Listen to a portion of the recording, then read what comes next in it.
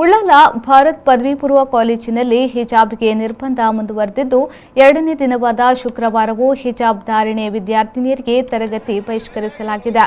ಈ ನಡುವೆ ವಿದ್ಯಾರ್ಥಿನಿಯರ ಪ್ರತಿಭಟನೆಯ ಹಿನ್ನೆಲೆಯಲ್ಲಿ ಕಾಲೇಜಿಗೆ ಇಂದು ರಜೆಯನ್ನ ಘೋಷಿಸಲಾಗಿದೆ. ಭಾರತ್ ಪದವಿ ಪೂರ್ವ ಕಾಲೇಜಿನಲ್ಲಿ ಸರ್ಕಾರದ ಆದೇಶದ ಕಾರಣಕ್ಕೆ ಹಿಜಾಬ್ ಧಾರಣೆ ವಿದ್ಯಾರ್ಥಿನಿಯರಿಗೆ ತರಗತಿ ಪ್ರವೇಶ ನೀಡಲಾಗುವುದು ಎಂದು ಆಡಳಿತ ಸಮಿತಿ ಗುರುವಾರ ವಿದ್ಯಾರ್ಥಿನಿಯರನ್ನ ತರಗತಿಯಿಂದ ಹೊರಕಳಿಸಿತ್ತು. ಇಂದು ಕೂಡ ಹಿಜಾಬ್ ಧಾರಣೆ ವಿದ್ಯಾರ್ಥಿನಿಯರಿಗೆ ತರಗತಿ ಪ್ರವೇಶಕ್ಕೆ ಅನುಮತಿ ನಿರಾಕರಿಸಲಾಗಿದೆ. ಈ ಹಿನ್ನೆಲೆಯಲ್ಲಿ 16 ವಿದ್ಯಾರ್ಥಿನಿಯರು ಕಾಲೇಜು ಎದುರು ಜಮಾಯಿಸಿ ಈ ಮೊದಲಿದ್ದಂತೆ ಹಿಜಾಬ್ ಧರಿಸಿ ತರಗತಿ ಪ್ರವೇಶಕ್ಕೆ ಅವಕಾಶ ನೀಡಬೇಕೆಂದು ಆಗ್ರಹಿಸಿ ಧರಣಿಯನ್ನ ನಡೆಸಿದ್ರು. ನಾವು ಯಾವಾಗಲಿಂದ ಹಿಜಾಬ್ ಆಗ್ತಿದ್ದೇವೆ, ಈಗ ಯಾಕೆ ಅವರು ಹೀಗೆ ಮಾಡುದು ಹೇಳಿ? ಯಾಕೆ ಭೇದ ಅವರೆಲ್ಲ ಮಾಡುದು? ನಮಗೆ ಏನು ಈಗ ಭೇದ ಉಂಟಾ? ನಾವೆಂತ ಇಲ್ಲ, ನಮಗೆ ನಾವೊಂದು ಕಲೀಲಿಕ್ಕೆ ನಾವು ಕಲಿಯುವವರನ್ನು ಹೊರಗೆ ಹಾಕಿದ್ದಾರೆ.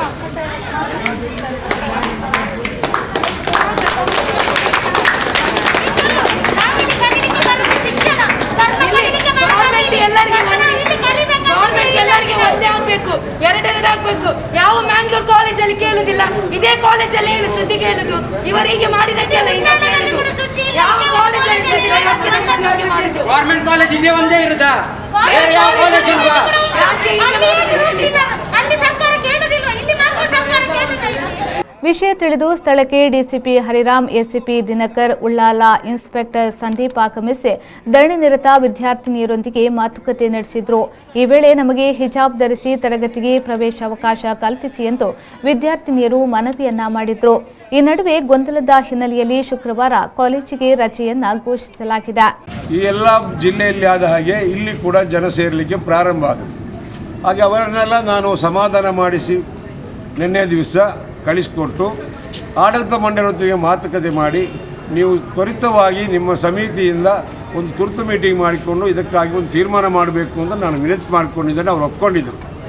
ಆದರೆ ಈಗಿನ ಯುವಕ ಮಿತ್ರರಲ್ಲಿ ಸಭೆ ನಡೆಯುವಾಗ ಯಾವುದಕ್ಕೂ ಎಲ್ಲರೂ ಸಮಪಾಲಿನ ಭಾವನೆಗೆ ಒತ್ತು ಕೊಡುವವರು ಕಮ್ಮಿ ಇದ್ದಾರೆ, ಎಲ್ಲದಕ್ಕೂ ವಿರೋಧ ಇರ್ತಾರೆ.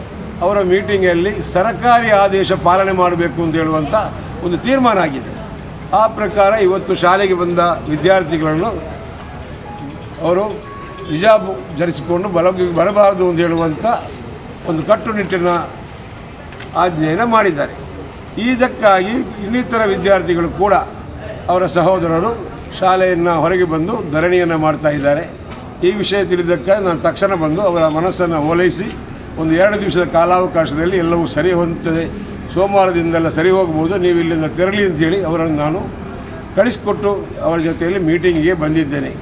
ಈ ಮೀಟಿಂಗ್ ಮುಗಿಯ ಮಧ್ಯದಲ್ಲಿ ಪುನರಪಿ ಅವರ ಮಕ್ಕಳು ಬಂದು ನಮ್ಮ ಗೇಟ್ನ ಮುಂದೆ ಕೂತಾಗ ನಾನು ಅವರನ್ನು ಸಮಾಧಾನ ಪಡಿಸಿ ಕಳಿಸಿಕೊಟ್ಟಿದ್ದೇನೆ.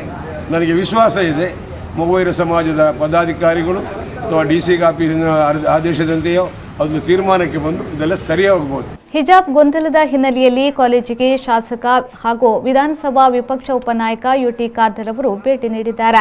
ಇದೀಗ ಶಾಸಕರ ನೇತೃತ್ವದಲ್ಲಿ ಕಾಲೇಜು ಆಡಳಿತ ಸಮಿತಿ ಹಾಗೂ ವಿದ್ಯಾರ್ಥಿಗಳ ಪೋಷಕರ ಸಭೆ ನಡೆಸಿದ್ರು. ತಹಶೀಲ್ದಾರ್ ಗುರುಪ್ರಸಾದ್ ಈ ವೇಳೆ ಉಪಸ್ಥಿತರಿದ್ದರು. ಸಭೆಯಲ್ಲಿ ಹಿಜಾಬ್ಗೆ ಸಂಬಂಧಿಸಿ ಸ್ಪಷ್ಟ ತೀರ್ಮಾನವನ್ನ ತೆಗೆದುಕೊಳ್ಳಲು ಸಾಧ್ಯವಾಗಿಲ್ಲ. ಈ ಹಿನ್ನೆಲೆಯಲ್ಲಿ ಜಿಲ್ಲಾಧಿಕಾರಿ ನೇತೃತ್ವದಲ್ಲಿ ಸಭೆ ನಡೆಯಲಿದೆ ಎಂದು ಸಭೆಯ ಬಳಿಕ ಶಾಸಕ ಯುಟಿ ಖಾದರ್ ಹೇಳಿದ್ದಾರೆ.